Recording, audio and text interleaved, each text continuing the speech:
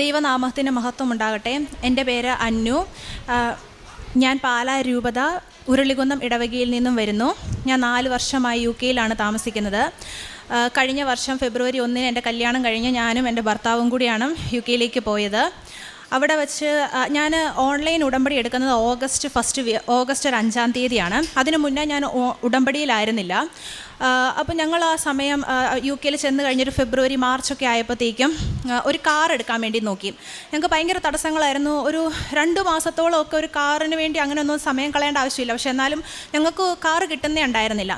അപ്പോൾ ഞാൻ ഉടമ്പടി എടുക്കുന്നതിന് മുന്നേയും ഇവിടെ സാക്ഷ്യങ്ങളൊക്കെ കൂടുമായിരുന്നു. കൃപാസനത്തിലെ സാക്ഷ്യങ്ങളൊക്കെ കാണുമായിരുന്നു യൂട്യൂബിൽ. അപ്പോൾ ഒരു ചേച്ചി പറഞ്ഞ സാക്ഷ്യം ഞാൻ ഓർക്കുന്നുണ്ട്. ആ ചേച്ചിയും പുറത്തൊരു രാജ്യത്താണ്. അപ്പോൾ ആ ചേച്ചിക്കും കാറ് കിട്ടാൻ ഭയങ്കര പാടായിരുന്നു. അപ്പം അവരും ഉടമ്പടി എടുത്ത ഒരാളായിരുന്നില്ല. അപ്പോൾ അവർ 6 നിയോഗങ്ങൾ എഴുതി ബൈബിളിൽ വെച്ചായിരുന്നു. അപ്പോൾ അവരുടെ 1-ാമത്തെ നിയോഗം കാറ് കിട്ടുക എന്നായിരുന്നു. അപ്പോൾ ഞാനും ആ റെഫറൻസ് എടുത്തിട്ട് എനിക്ക് ഒരു 6 നിയോഗങ്ങൾ എഴുതി ബൈബിളിൽ വെച്ചു. എൻ്റെ 1-ാമത്തെ നിയോഗം കാർ എടുക്കുക എന്നായിരുന്നു. അത് കഴിഞ്ഞിട്ട് 2 ആഴ്ചയ്ക്കുള്ളിൽ ഞങ്ങൾ വേറൊരു കാറ് കാണാൻ വേണ്ടി പോയി. ആ കാറ് ഞങ്ങൾക്ക് എടുക്കാൻ പറ്റി. അത് കഴിഞ്ഞിട്ട് എൻ്റെ ഹസ്ബൻഡിന് UK-യിൽ വന്നിട്ട് ജോലിയൊന്നും ശരിയാവുന്നുണ്ടായിരുന്നില്ല. ഞാൻ ചെയ്യുന്ന കമ്പനിയിൽ തന്നെയും പുള്ളിക്കാരന് വേണ്ടി ചോദിച്ചു. പക്ഷേ ആ സമയം വേക്കൻസീസ് ഒന്നും അവൈലബിൾ ആയിരുന്നില്ല. പക്ഷേ അവർക്ക് വേണമെങ്കിൽ കയറ്റായിരുന്നു. പക്ഷേ എന്നാലും വേക്കൻസീസ് ഇല്ല എന്ന് തന്നെ പറഞ്ഞു. അത് കഴിഞ്ഞിട്ട് ഒരാളുടെ തന്നെ സാലറിയിൽ കുടുംബം പോകുകയെന്ന് പറയുന്നത് കുഴപ്പമില്ല. പക്ഷേ എന്നാലും ചുമ്മാ ഒരുപാട് തട്ടിയും മുട്ടിയൊക്കെ ആയിരിക്കും പോകുന്നത്. അപ്പോൾ ഞാൻ ഓൺലൈൻ ഉടമ്പടി എടുത്തു. 1-ാമത്തെ നിയോഗം എന്ന് പറയുന്നത് ഭർത്താവിന് ജോലി കിട്ടുക എന്നുള്ളതായിരുന്നു. ഓൺലൈൻ ഉടമ്പടി എടുത്തു കഴിഞ്ഞ് 2 ആഴ്ചയ്ക്കുള്ളിൽ പുതിയ വേക്കൻസി അവർ ലിസ്റ്റ് ചെയ്തു. അങ്ങനെ ഹസ്ബൻഡ് പേര് ആൻ്റണി എന്നാണ്. ആൻ്റണിക്ക് അങ്ങനെ എൻ്റെ കമ്പനിയിൽ തന്നെ ജോലി കിട്ടി. അത് കഴിഞ്ഞിട്ട് ഞങ്ങൾ ഷെയറിങ് അക്കോമഡേഷനിലായിരുന്നു. അപ്പോൾ ഞങ്ങൾക്കൊരു ഫ്ലാറ്റിലേക്ക് ഷിഫ്റ്റ് ചെയ്യണമെന്ന് ഭയങ്കര ആഗ്രഹമായിരുന്നു. അപ്പം UK-യിൽ ഭയങ്കരമായിട്ട് പോപ്പുലേഷൻ കൂടുന്നതുകൊണ്ട് നമുക്ക് ഫ്ലാറ്റൊക്കെ കിട്ടാൻ ഭയങ്കര പാടാണ്. 1 ബെഡ്റൂം ഫ്ലാറ്റൊക്കെ കിട്ടാൻ ഭയങ്കര പാടാണ്. അപ്പോഴത്തേക്കും ഞാനും ആൻ്റണിയും കൂടെ കുറേ നോക്കി. ചിലപ്പോൾ ഒരു 50 എണ്ണത്തിന് അയക്കും. ആപ്ലിക്കേഷൻ ഇട്ട് വെക്കുമ്പോഴായിരിക്കും ഒരു 5 എണ്ണത്തിനെങ്കിലും നമ്മളെ വ്യൂവിങ്ങിന് വിളിക്കുന്നത്. അപ്പോൾ കിട്ടാനൊക്കെ അപ്പടി പാടാ. എനിക്ക് നാട്ടിൽ നിന്ന് കയറി പോകുന്നതിന് മുന്നേ തന്നെ എൻ്റെ മദറിൻലോ എനിക്ക് ഉടമ്പടി തേനും പിന്നെ കുറച്ച് കാശ് രൂപമൊക്കെ തന്നു വിട്ടിട്ടുണ്ടായിരുന്നു. അപ്പം ഞാൻ അന്ന് ഞങ്ങൾക്കൊരു വ്യൂവിങ് കിട്ടി. ആ വ്യൂവിങ്ങിന് പോയപ്പോഴത്തേക്ക് ഞാൻ ഉടമ്പടി തേനും കൊണ്ടാണ് പോയത്. എന്നിട്ട് ഞാൻ ആരും കാണാതെ അവിടെ ഡോറിൽ ഞാൻ കുരിശ് വരച്ചിട്ട് ഈ വീട് തരണേന്ന് പ്രാർത്ഥിച്ചു.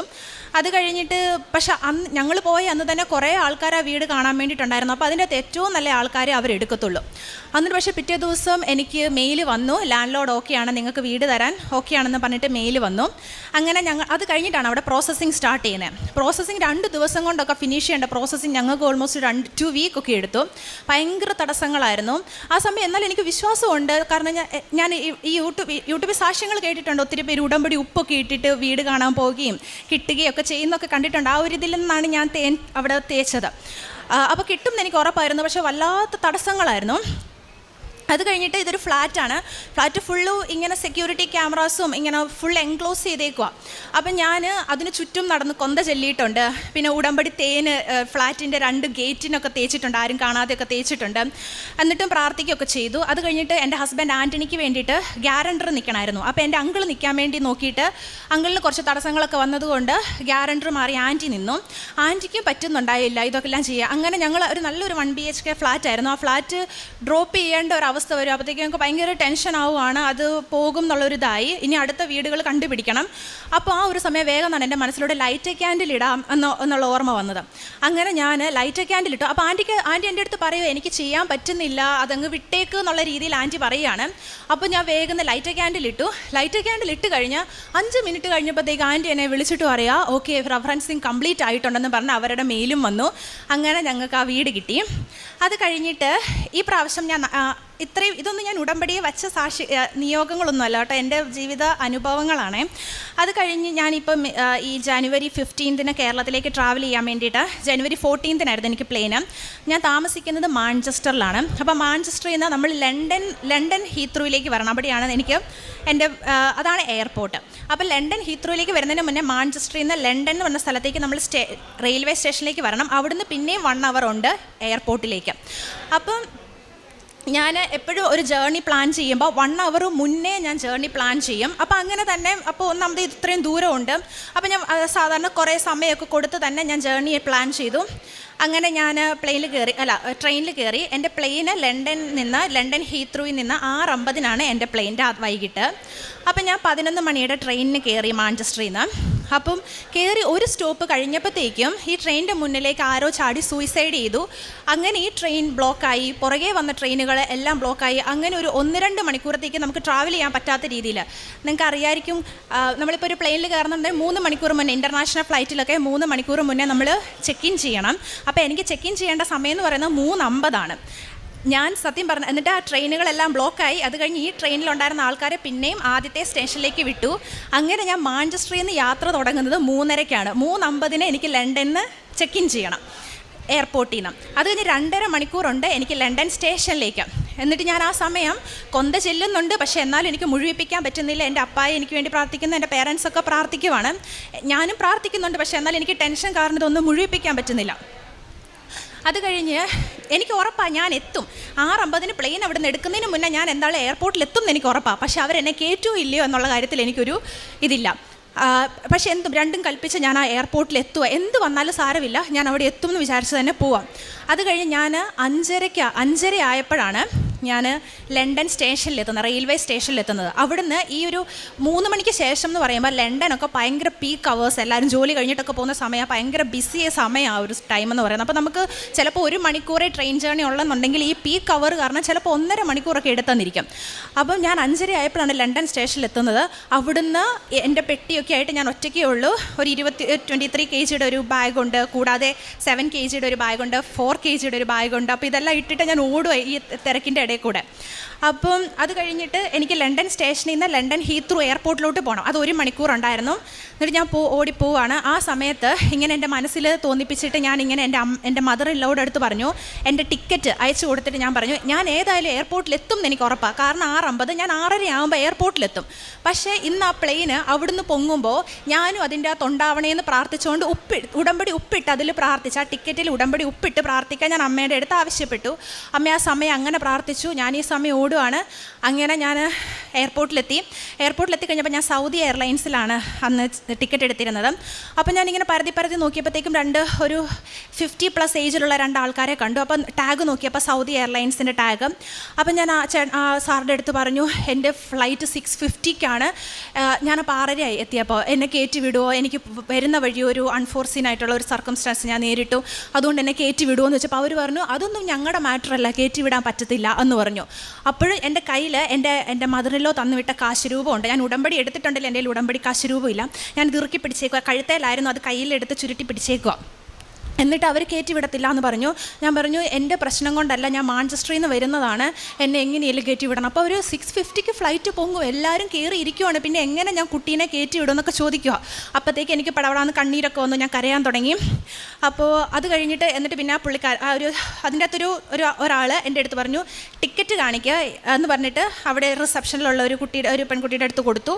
അപ്പം നോക്കിയപ്പോൾ ഞാൻ ടിക്കറ്റൊക്കെ എടുത്തിട്ടുണ്ട്. എന്നിട്ട് അവരെൻ്റെ അടുത്ത് പറഞ്ഞു, പറ്റത്തില്ല, കാരണം ബോർഡ് ചെയ്തു, ആൾക്കാരെ കയറ്റി, ഇനി പറ്റത്തില്ല എന്ന് പറഞ്ഞിട്ട് അവരെൻ്റെ ഫോണ് എൻ്റെ മുന്നിലോട്ട് ഇങ്ങനെ നീട്ടി. അപ്പോഴത്തേക്ക് എന്നിട്ട് ഞാൻ കാശ് രൂപത്തിൽ ഇറുക്കി പിടിച്ചിട്ട് ഞാൻ പറഞ്ഞു, ഇല്ല, ഇവരെന്നോട് കള്ളം പറയുക, ഇല്ല, ഇവരെന്നെ കയറ്റി വിടുന്നു പറഞ്ഞിട്ട് ഞാൻ ഇങ്ങനെ ഇരിക്കാം. അപ്പോഴത്തേക്കും അവരെൻ്റെ അടുത്ത് പറഞ്ഞു, ഓക്കെ, സ്യൂട്ട് കേസ് തന്നു വിടത്തില്ല, മറ്റേ 2 ബാഗ് കൊണ്ട് പോകാൻ പറ്റുമോ എന്ന് ചോദിച്ചു. അപ്പോൾ ഞാൻ പറഞ്ഞു, പറ്റും എന്ന് പറഞ്ഞു. എന്നിട്ട് അവരെന്നെ കയറ്റി വിടുമോ, ഒരു 1.5 മണിക്കൂറെങ്കിലും ഉണ്ടാവും നമ്മുടെ സെക്യൂരിറ്റി ചെക്ക് എന്ന് പറയുന്നത്. അതൊരു ഫ്രാക്ഷൻ ഓഫ് സെക്കൻഡിൽ എൻ്റെ കഴിഞ്ഞത്. എന്നിട്ട് ഞാൻ ഫ്ലൈറ്റിൽ കയറി. ഇതൊന്നും ഒരിക്കലും ഞാൻ കേൾക്കാത്ത കാര്യങ്ങളാണ്. കാരണം നമ്മൾ ഇൻ്റർനാഷണൽ ഫ്ലൈറ്റിൽ 3 മണിക്കൂർ മുന്നേ നമ്മൾ ചെക്ക് ഇൻ ചെയ്യണം, അല്ലെങ്കിൽ അറ്റ്ലീസ്റ്റ് ഒരു 1.5 മണിക്കൂർ മുന്നേലും ചെക്ക് ഇൻ ചെയ്യണം. ഞാൻ ചെക്ക് ഇൻ ചെയ്താണ് 15 മിനിറ്റ് മുന്നേ. എന്നിട്ട് എന്നെ കയറ്റി വിട്ടു. എന്നിട്ട് എൻ്റെ ബാഗ് തന്നു വിടത്തില്ല എന്ന് പറഞ്ഞു. കേരളത്തിലെത്തി കഴിയുമ്പോഴത്തേക്കും ബാഗ് ലോസ്റ്റ് ആയി എന്ന് പറഞ്ഞിട്ട് ക്ലെയിം ചെയ്യണം, എന്നിട്ട് അവർ ഹോം അഡ്രസ്സിലോട്ട് അയച്ചു തരുമെന്നാണ് എന്നോട് പറഞ്ഞത്. അതൊന്നും എനിക്ക് കുഴപ്പമില്ല, എനിക്ക് പ്ലെയിൻ കിട്ടിയാലോ, അത് മതി. എന്നിട്ട് ഞാൻ പ്ലെയിനിൽ കയറി വന്നു. അത് കഴിഞ്ഞ് നെടുമ്പാശ്ശേരി എയർപോർട്ടിൽ എത്തിയപ്പോഴത്തേക്കും ഞാൻ ഇങ്ങനെ മാതാവിൻ്റെ അടുത്ത് പ്രാർത്ഥിച്ചു, എൻ്റെ ബാഗ് ഒന്ന് തന്നു വിടുമായിരുന്നെങ്കിൽ എന്നിങ്ങനെ. പിന്നെ മനസ്സിലുണ്ട് തന്നു വിടാൻ ചാൻസ് ഇല്ല, കാരണം അവർ എൻ്റെ അടുത്ത് പറഞ്ഞു, കാരണം ഞാൻ ലേറ്റായി വന്നതാണ്. അത് കഴിഞ്ഞിട്ട് പിന്നെ നെടുമ്പാശ്ശേരി എയർപോർട്ടിലെത്തി കഴിഞ്ഞപ്പോഴത്തേക്ക് ഞാൻ അവിടുത്തെ ആൾക്കാരുടെ അടുത്ത് പറഞ്ഞു, എൻ്റെ ബാഗ് അവർ കയറ്റി വിട്ടില്ല, ലോസ്റ്റ് ആയെന്ന് പറഞ്ഞിട്ട് ക്ലെയിം ചെയ്യണം. എൻ്റെ അങ്ങനെ പറഞ്ഞിട്ട് നടക്കുമ്പോൾ അവർ പറഞ്ഞു, സൗദി എയർലൈൻസിൻ്റെ ഉത്തരവാദിത്തപ്പെട്ട ആൾക്കാർ വരട്ടെ, അവരോട് പറയുക എന്ന് പറഞ്ഞു.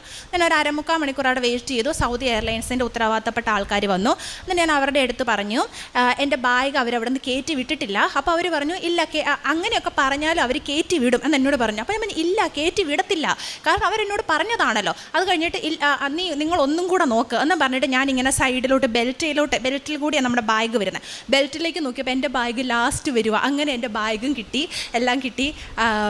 അപ്പോൾ അതെൻ്റെ ഒരു സാക്ഷ്യമാണ്. ഇതൊന്നും എൻ്റെ നിയോഗത്തിലുണ്ടായിരുന്നതല്ല. പിന്നെ ഒരു കാര്യം പറയാനുള്ളത്, എൻ്റെ അപ്പായിക്ക് വേണ്ടിയിട്ട്. എൻ്റെ അപ്പായിക്ക് കാലിനൊരു മുറിവ് പറ്റിയിട്ട് അപ്പായി കോട്ടയം മെഡിക്കൽ കോളേജിൽ ഒരു ദിവസം കാഷ്വാലിറ്റിയിലേക്ക് പോവുക. അപ്പോൾ എൻ്റെ അനിയൻ, അവനെ മാത്തു എന്നാണ് വിളിക്കുന്നത്, അപ്പം അവനാണെങ്കിൽ അപ്പാടെ കൂടെയുണ്ട്.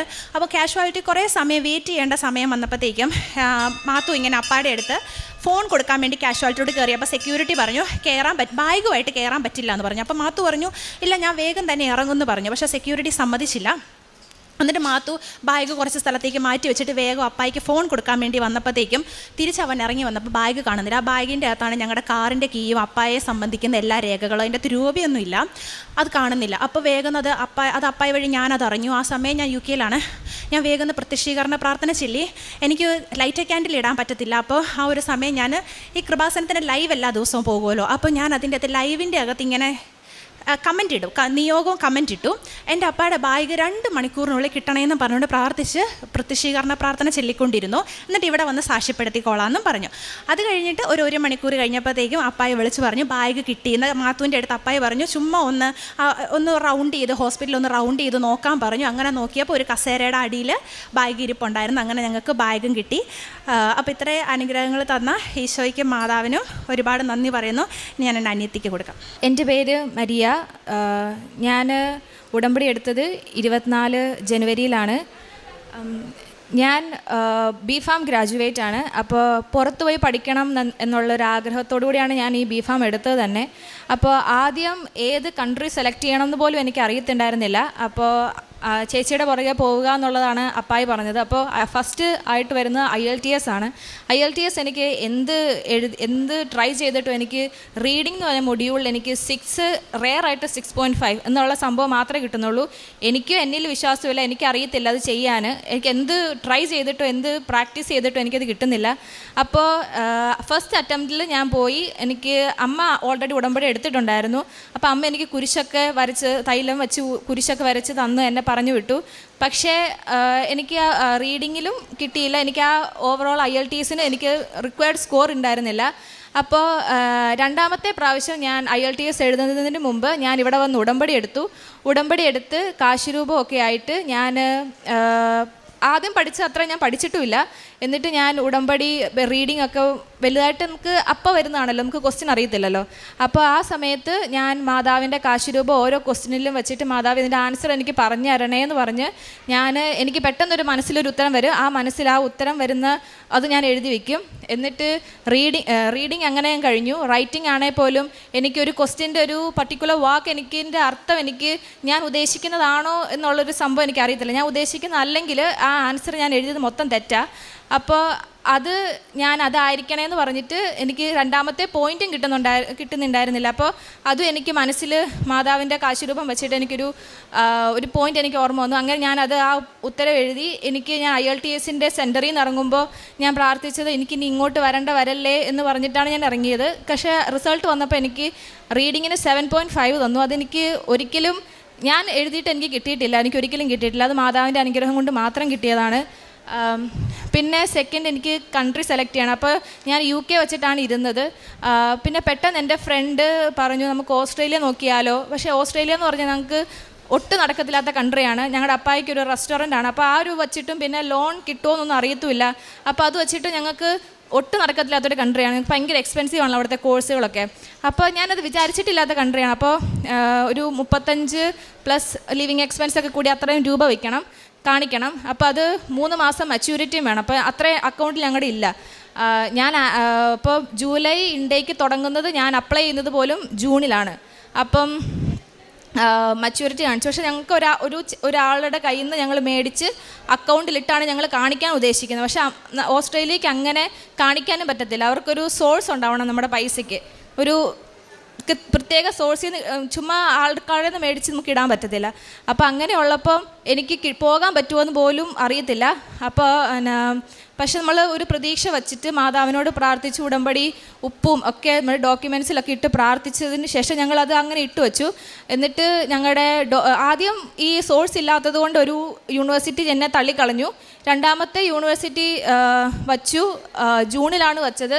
ജൂണിൽ വച്ച് എല്ലാം അപ്ലൈ ചെയ്തു, ഓഫർ ലെറ്റർ വന്നു, പിന്നെ വേഗം വന്ന് വിസ വരെ വേഗം നടന്നു.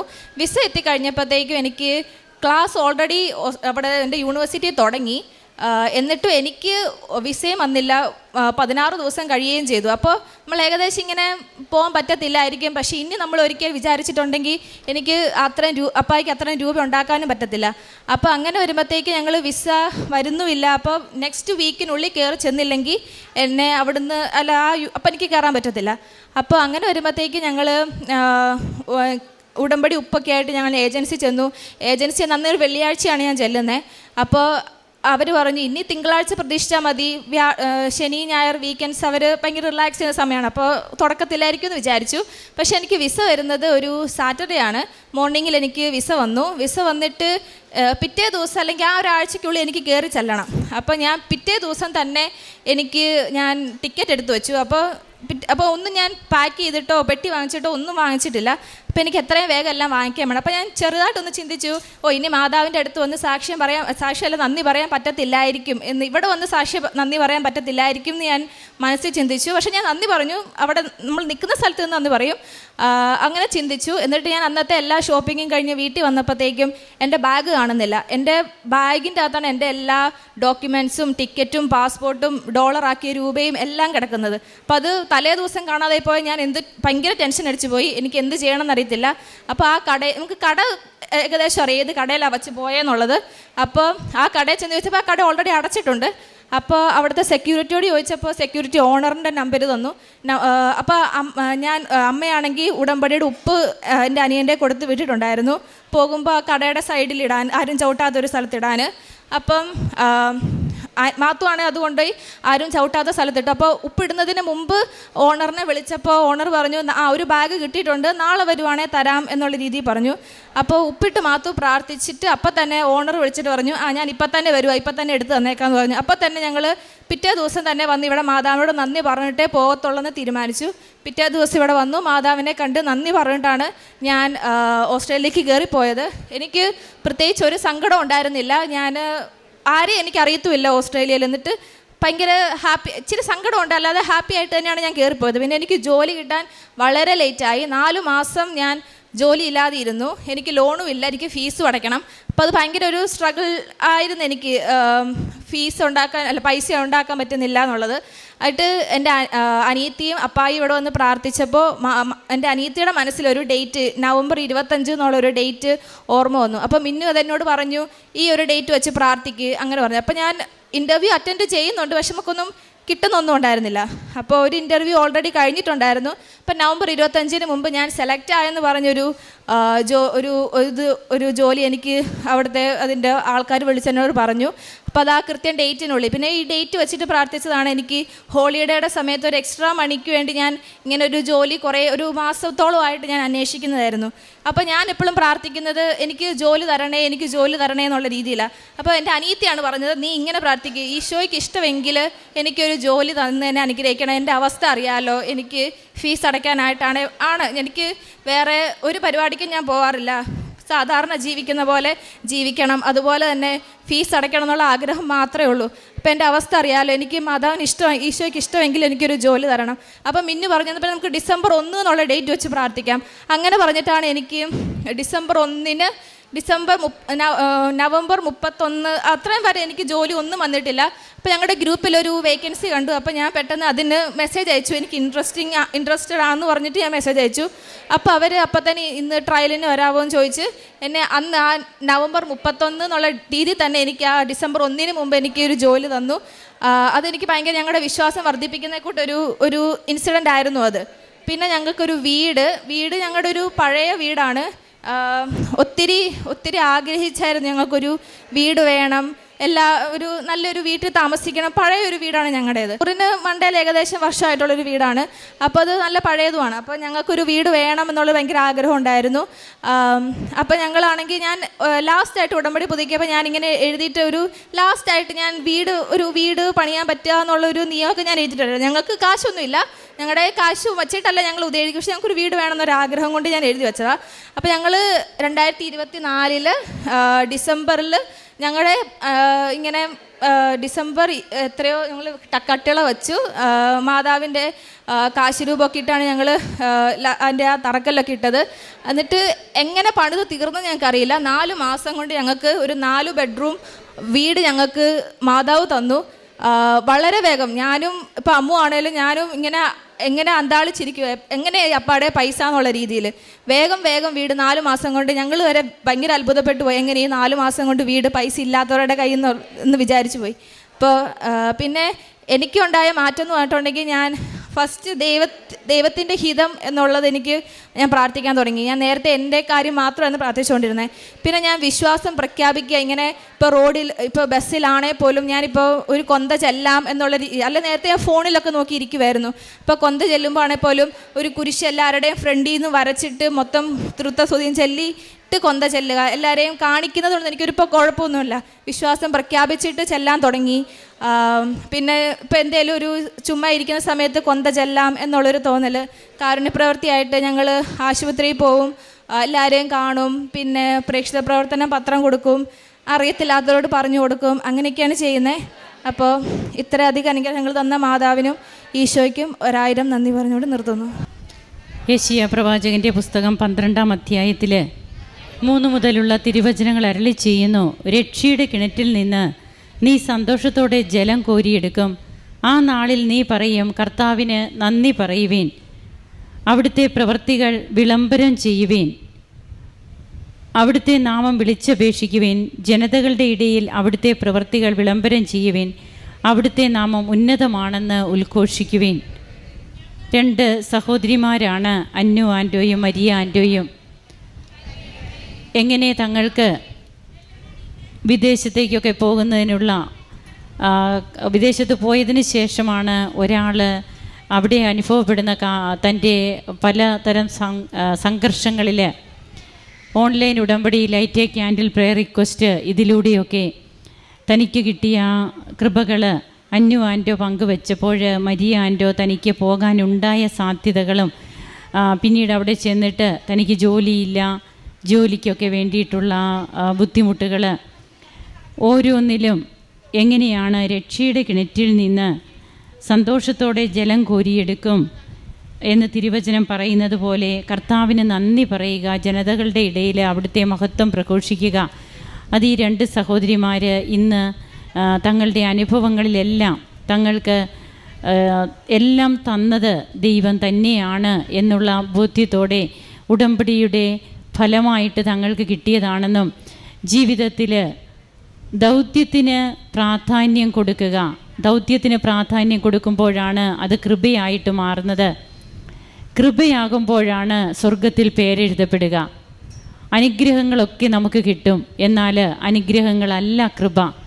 കൃപ ടാപ്പ് ചെയ്യാൻ വേണ്ടിയിട്ടാണ് എന്താണ് നാം ചെയ്യേണ്ടതെന്ന് ബഹുമാനപ്പെട്ട VP ജോസഫ് അച്ഛൻ പറയാറുള്ളത്. കൃപ ടാപ്പ് ചെയ്യുന്ന ഒരു കാര്യമാണ് ഇപ്പോൾ മരിയ എൻ്റെ ഇവിടെ പറഞ്ഞത്. താൻ എങ്ങനെയാണ് പ്രഘോഷിക്കാൻ, കർത്താവിനെ പ്രഘോഷിക്കാൻ താൻ തന്നെ ഒരു തീരുമാനമെടുത്തു. അതിനെനിക്ക് യാതൊരു നാണക്കേടുമില്ല. അത് മനുഷ്യരുടെ മുൻപിൽ ഞാൻ ജപമാല അർപ്പിക്കുവാനും അതുപോലെ പ്രേക്ഷിത പ്രവർത്തനങ്ങളിലൊക്കെ ഏർപ്പെട്ട് ഇന്ന് ദൈവത്തെ ഏറ്റുപറയുമ്പോൾ ഈ കുടുംബത്തിലേക്ക് പിന്നീട് തങ്ങൾക്ക് വർഷങ്ങളായിട്ട് തങ്ങൾക്കൊരു വീട്, ആ വീടിൻ്റെ പഴയ അവസ്ഥയിൽ നിന്ന് തങ്ങൾക്കൊരു പുതിയ വീട് വേണം, എന്നാൽ സാമ്പത്തികം കയ്യിലില്ല. പിന്നീട് എങ്ങനെയാണ് അതിനൊക്കെ 4 മാസം കൊണ്ട് ഇവർക്ക് വീട് പണിയുവാനും അതും ഏറ്റവും മനോഹരമായിട്ട് തങ്ങളുടെ പപ്പയ്ക്ക് അതൊക്കെ ചെയ്യുവാൻ സാധിച്ചു. അതുപോലെ മാഞ്ചസ്റ്ററിൽ നിന്നുള്ള തൻ്റെ യാത്രയിൽ തനിക്ക് അനുഭവപ്പെട്ട പ്രതിസന്ധികൾ അതൊന്നും ഒരിക്കലും നടക്കില്ല എന്നാണ് അന്നു ഇവിടെ പങ്കുവച്ചത്. എന്നാൽ അതൊക്കെ തനിക്ക് നടന്നു. രണ്ടുപേരും ഉടമ്പടിയെടുത്ത് ഇന്ന് ഉടമ്പടി ജീവിതം, തീർത്ഥാടക ഉടമ്പടിയെടുത്ത് ഉടമ്പടി ജീവിതം നയിക്കുന്നു. തങ്ങൾക്ക് കിട്ടിയ കൃപകൾക്ക് നന്ദി പറയുന്ന ഈ മക്കളോടൊപ്പം നമുക്കും കരങ്ങൾ ചേർക്കാം, കരങ്ങൾ അടിച്ച് ഈശോയ്ക്കും അമ്മയ്ക്കും നന്ദി പറയാം.